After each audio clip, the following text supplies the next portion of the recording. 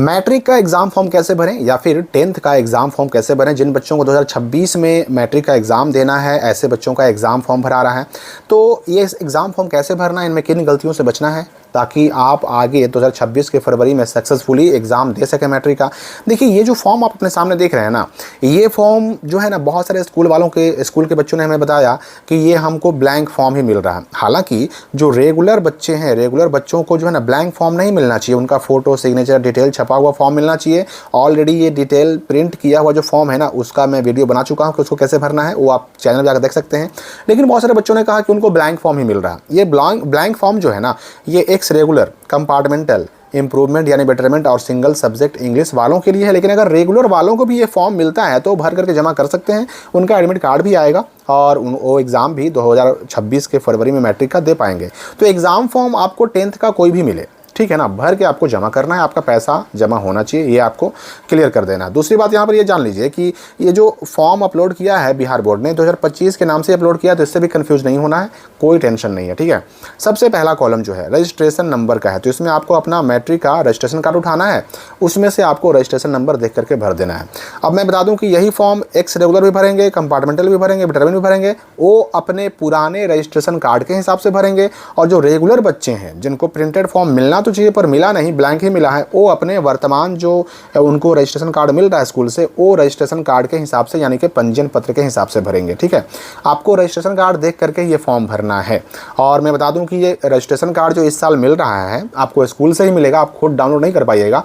तो ये registration card केवल रेगुलर वालों को ही मिलेगा। जो एक्स बच्चे हैं जो फेल हो गए थे या इंप्रूवमेंट देने वाले हैं, उनको जो भी करना है ना, उनको नया रजिस्ट्रेशन कार्ड नहीं मिलेगा, उनको अपने पुराने रजिस्ट्रेशन कार्ड से ही सारा काम करना है, ठीक है। तो अब यहाँ पर एक कॉलम हो गया। दूसरा में है BSCB यूनिक आईडी, तो अगर आपके पास पहले से यूनिक आईडी है तो इसमें भरिए, नहीं है तो छोड़ दीजिए। इसके बाद स्टूडेंट कैटेगरी में ये भरना किसको है, तो ये भरना है जो फेल हो गए थे उनको एक्स भरना है, जो बेटरमेंट देना चाहते हैं इंप्रूवमेंट उनको बेटरमेंट भरना है, कंपार्ट भरना है। तो रेगुलर वाले बच्चे इसमें छोड़ देंगे। स्कूल कोड 5 अंकों का आपको भर देना है, आपका रजिस्ट्रेशन कार्ड पे भी छपा हुआ है। स्कूल का नाम आपको यहाँ भर देना है, अपने स्कूल का नाम रजिस्ट्रेशन कार्ड पे देख करके। इसके बाद डिस्ट्रिक्ट का नाम यहाँ भर देना है जहाँ पर आपका स्कूल अवस्थित है, उस डिस्ट्रिक्ट का नाम। फिर आपको अपना नाम कैपिटल लेटर में लिख देना है इंग्लिश में, फिर मदर्स नेम कैपिटल लेटर में, फादर्स नेम कैपिटल लेटर में, और ये 6 बॉक्स जो है इसमें आपको अपना डेट ऑफ बर्थ लिख देना है। इसके बाद जेंडर में मेल या फीमेल टिक लगा देना है। कैटेगरी में जनरल EBC यानी BC1 BC2 SC ST जो भी हैं वो टिक लगा देना है, जो आपके रजिस्ट्रेशन कार्ड पर छप के आया वही टिक लगाना है। आप चेंज कीजिएगा भी अगर, चेंज होगा नहीं अभी, ठीक है। तो चेंज कैसे होगा उसके बाद हम आगे करेंगे। डिफरेंटली एबल्ड में अगर कोई विकलांगता नहीं है, हाथ पैर नाक मुंह सब सही सलामत है, तो नो पे टिक लगाइए। और अगर यस पे टिक लगाते हैं तो आपको बताना पड़ेगा कि भाई हाथ से विकलांग है, पैर से है, नाक से है, कान से है, मुंह से है, कहाँ से है, वो आपको इसमें लिखना पड़ेगा। फिर नेशनलिटी में इंडियन में लगा दीजिए, रिलीजन में हिंदू मुस्लिम जो भी आप हैं वो लगा दीजिए, ठीक। यहाँ पर आपको 12 अंक का आधार नंबर भर देना है, ठीक है। आधार नंबर 12 अंक का होता है, आपको भर देना है। 17वां में क्या है ना, कॉलम में साइन करना है स्टूडेंट का, लेकिन ये साइन उसको करना है जिसका आधार है ही नहीं, जिसने आधार नंबर यहाँ नहीं भरा उसको यहाँ साइन करना है, ठीक है। ये साइन करने का मतलब कि आप ये घोषणा पर साइन कर रहे हैं कि मैंने आज तक कभी आधार कार्ड बनाया ही नहीं, मेरे पास आधार कार्ड है ही नहीं, आप इस बात के लिए साइन कर रहे हैं। तो ये आधार नंबर अगर ना भरेंगे ना तब आपको साइन करना पड़ेगा। लेकिन बहुत सारे बच्चे क्या करते हैं ना कि यहाँ पर आधार नंबर भी भर देते हैं और यहाँ पर साइन भी कर देते हैं, तो भी कोई दिक्कत नहीं होगी, टेंशन आपको नहीं लेना। अगर हो गया, साइन हो ही गया तो छोड़ दीजिए, कोई दिक्कत नहीं उससे होगी, ठीक है। अब इसके बाद 18 में है एरिया, तो आपका स्कूल ग्रामीण इलाका में है तो रूरल, शहरी इलाके में है तो अर्बन में टिक लगा देना है। सब डिवीजन यानी अनुमंडल का नाम, आपका स्कूल कहाँ पर है, उस स्कूल वो स्कूल जहाँ पर है वो किस अनुमंडल में आता है, आपको नहीं पता तो आप अपने गार्जियन से पूछ लीजिए, टीचर से पूछ लीजिए। अनुमंडल का नाम यहाँ पर लिख दीजिए इंग्लिश में। मोबाइल नंबर यहाँ लिख दीजिए, ईमेल आईडी यहाँ लिख दीजिए। मोबाइल नंबर और ईमेल आईडी आप इससे पहले क्या भरे थे क्या नहीं भरे थे उससे मतलब नहीं है, आप कोई भी ईमेल आईडी कोई भी मोबाइल नंबर यहाँ भर सकते हैं, नो प्रॉब्लम। उसके बाद जो है ना 22, 23, 24 में हिंदी में नाम लिखना है। इसमें अपना नाम हिंदी में लिख दीजिए, इसमें माता जी का नाम हिंदी में लिख दीजिए, इसमें पिताजी का नाम हिंदी में लिख दीजिए। अब इस पेज को पलट दीजिए, क्योंकि 2 पेज का आपको फॉर्म है, पेज पलट दीजिए। पेज पलटने के बाद आपको दूसरे पेज में मिलेगा क्या क्या, तो इसमें 25 नंबर कॉलम में एड्रेस लिखना है, तो विलेज पोस्ट करके आपको अपना एड्रेस लिख देना है। उसके बाद 26वां में है मैरिटल स्टेटस, शादी हो गई तो मैरिड, नहीं हुई तो अनमैरिड में टिक लगा देना है। अगर शादी हो गई है तो मैरिड यहाँ लिखना पड़ेगा, और शादी अगर नहीं हुई है तो अनमैरिड यहाँ लिखना पड़ेगा। 27, 28 और 29 में स्टार लगा हुआ है, तो ये कंपलसरी नहीं है, इसको भरे या ना भरे कोई फ़र्क नहीं पड़ने वाला। वैसे भी मैट्रिक पास करने पर जो पैसा मिलता है 10,000 और 8,000, वो पैसा आपको यहाँ अकाउंट नंबर भरने से मिलने वाला नहीं है, ये एक फॉर्मेलिटी होती है। आप भरें तो भी ठीक, ना भरें तो भी ठीक, कोई फ़ायदा या कोई नुकसान इससे होने वाला नहीं है। तो अगर मन है तो इसमें अपना अकाउंट नंबर लिख दीजिए, इसमें IFSC कोड लिख दीजिए, इसमें अपना ब्रांच का नाम लिख दीजिए। इसके बाद 30वां में है two identification marks of student. इससे पहले आपने मार्क्स कुछ दिया है या ना दिया, कोई प्रॉब्लम नहीं, इसमें आप कोई भी दे सकते हैं। टू आइडेंटिफिकेशन मार्क्स में पहले में आपको क्या लिखना है, तो पहला कोई मार्क्स ढूंढिए अपने शरीर पर, हाथ पैर नाक मुंह कान कहीं पर भी हो। जैसे मान लीजिए किसी का कटे का निशान है वो भी चेहरे पर, तो कट मार्क यहाँ लिखेगा। कटे का निशान के लिए इंग्लिश क्या होता है, कट मार्क ऑन चेहरे पे कहाँ है, अगर गाल पर है तो दाहिने पे है, बाएं पर है, अगर मान लीजिए कि बाएं पर है तो यहाँ पर लेफ्ट और चीक लिख देंगे हम।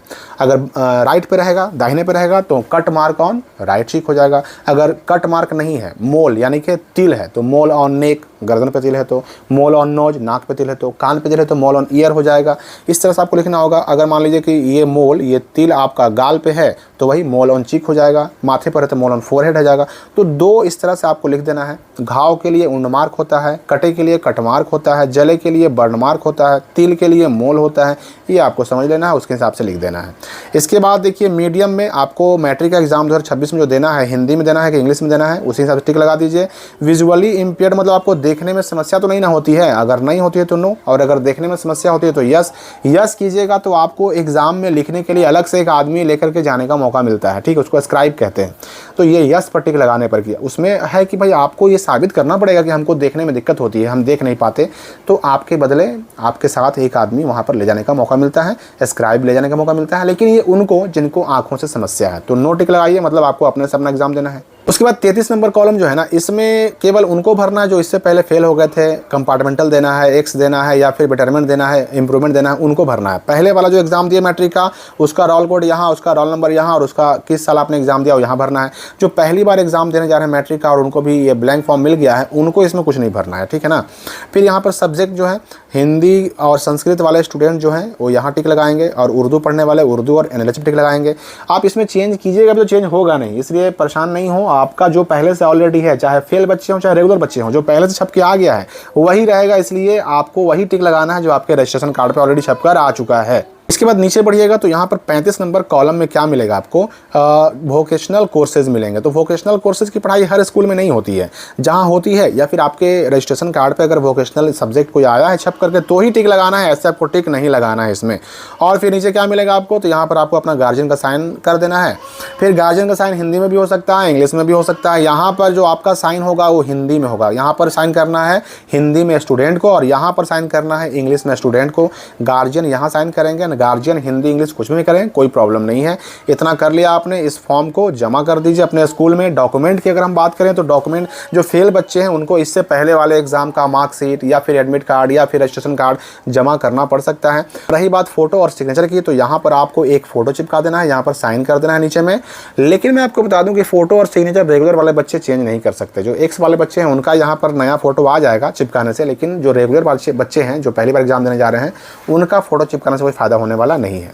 तो इसके साथ डॉक्यूमेंट में जो एक्स बच्चे हैं, फेल बच्चे हैं, वैसे बच्चों को पहले वाला कोई डॉक्यूमेंट लगाना पड़ेगा। जो रेगुलर बच्चे हैं उनका केवल रजिस्ट्रेशन कार्ड लगा देंगे, काम उनका हो जाएगा।